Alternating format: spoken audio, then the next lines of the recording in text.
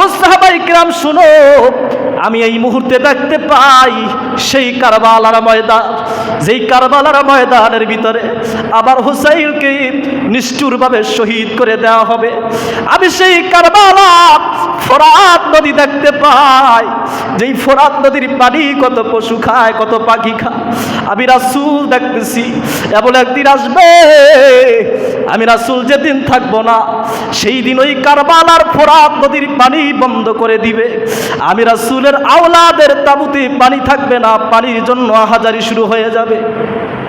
কারবালার সেই ইতিহাস আমার চোখের সামনে আমার আল্লাহ তাআলা এখন তুলে ধরছে, আমি দেখতেছি। এই কথাগুলো যখন শুনলো, উপস্থিত সাহাবায়ে কেরাম হাউমাউ করে চিৎকার করে কান্না শুরু করে দিল। নবীর পরে এসে কিছু নামদারি মুসলমান তারা ইয়াজিদের প্রশংসা করে আর ইমাম হুসাইনের প্রশংসা করে না। আস্তাগফিরুল্লাহ, লা হাওলা ওয়ালা কুওয়াতা ইল্লা বিল্লাহ। তাহলে এই মুসলমান আর কারবালার ওই এজিদ বাহিনীর মুসলমানের ভিতরে কোনো পার্থক্য নাই।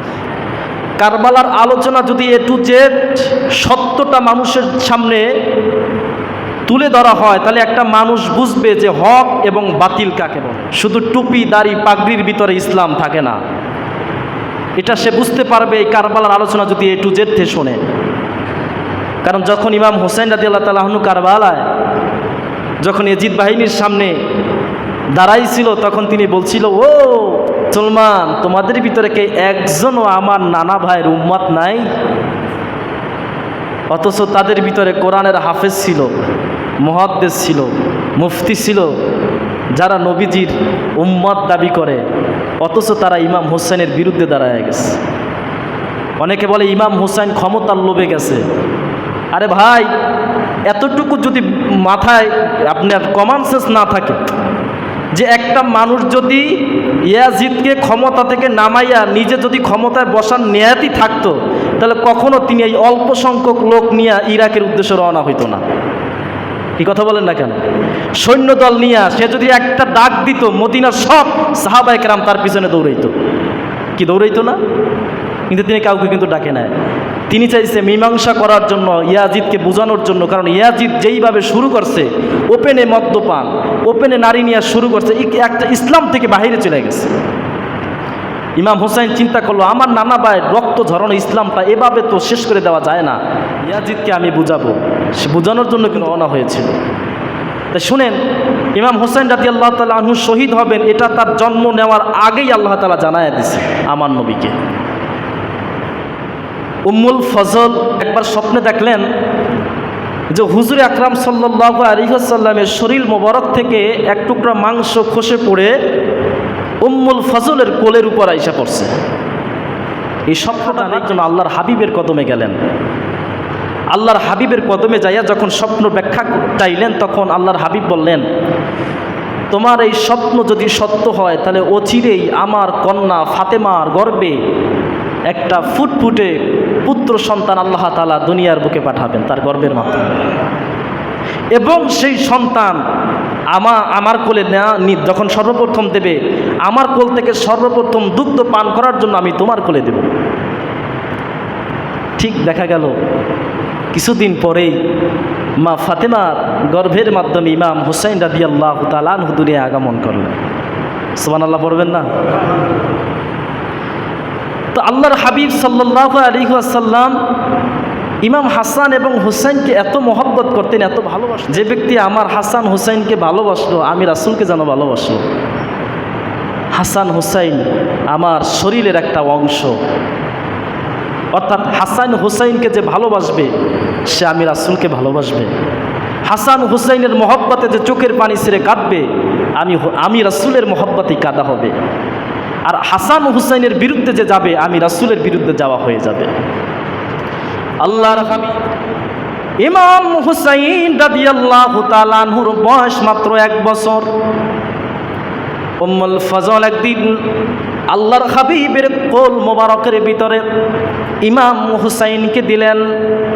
ইমাম হুসাইন রাদিয়াল্লাহু তাআলা আনহু ছোট বাচ্চা, প্রসাব করে দিলেন। আল্লাহর হাবিবের জামা মোবারক ভিজে গেল।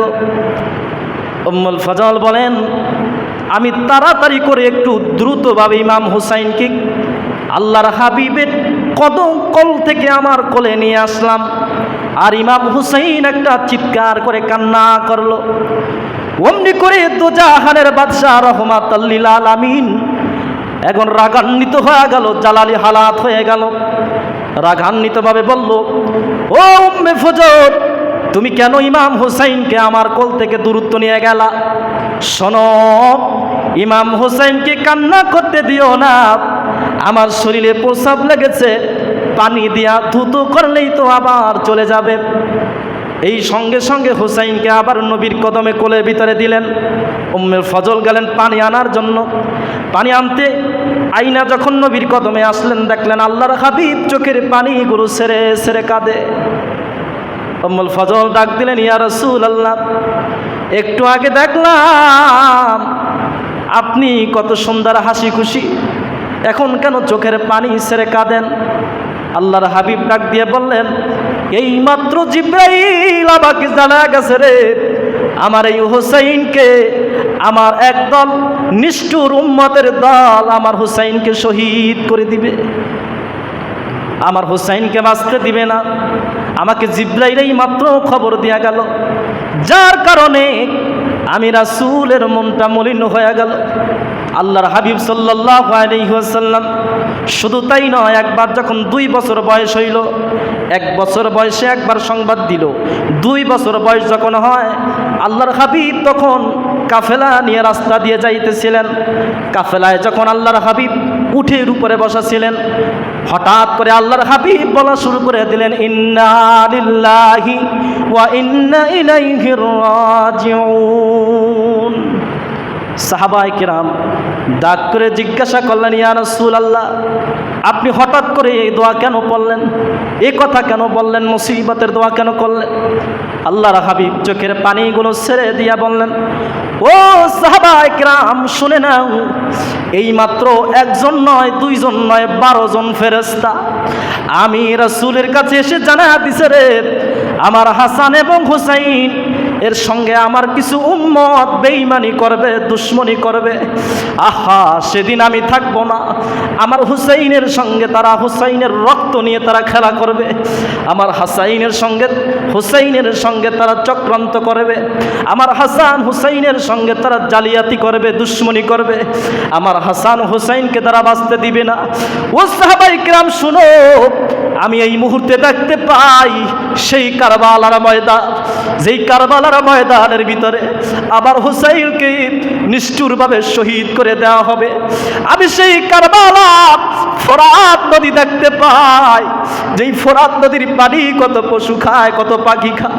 আমি রাসূল দেখতেছি, এমন একদিন আসবে আমি রাসূল যেদিন থাকবো না, সেই দিন ওই কারবালার ফোরাত নদীর পানি বন্ধ করে দিবে। আমি রাসূলের আওলাদের তাবুতে পানি থাকবে না, পানির জন্য হাজারি শুরু হয়ে যাবে। কারবালার সেই ইতিহাস আমার চোখের সামনে আমার আল্লাহ তাআলা এখন তুলে ধরছে, আমি দেখতেছি। এই কথাগুলো যখন শুনলো, উপস্থিত সাহাবায়ে কেরাম হাউমাউ করে চিৎকার করে কান্না শুরু করে দিল। নবীর মুখটা মলিন হয়ে গেল। মসজিদে নববীতে চলে গেল। মসজিদে নববীতে যাইয়া আল্লাহর হাবিব যখন খুতবা দেওয়ার জন্য দাঁড়ায় গেল, খুতবা দেওয়ার জন্য যখন নবীজির চোখের পানিগুলো অজরে দরজার করে ছাড়তেছে আর কাঁদতেছে। আর ডান পাশে ইমাম হাসান, বাম পাশে ইমাম হুসাইন, 2 ভাই 2 পাশে আল্লাহর হাবিব দাঁড়ায়া মসজিদে নববীর ভিতরে খুতবা দেয়। আর ইমাম হাসান আর ইমাম হুসাইনের 2 ভাইয়ের 2 মাথায় 2 হাত রাখে। আর আল্লাহর রাসূল বলেন, আমাকে আল্লাহ তাআলা জানায়া দিচ্ছে আমার হাসান হুসাইন শহীদ হয়ে যাবে। আয় আল্লাহ, তুমি সাক্ষী থাকো, আমি মুহাম্মদ সাল্লাল্লাহু আলাইহি ওয়াসাল্লাম তোমার একজন প্রেরিত রাসূল এবং তোমার বান্দা। আয় আল্লাহ, আমি দোয়া করলাম আমার হাসান এবং হুসাইনকে শহীদদের সর্দার বানায়া দিও।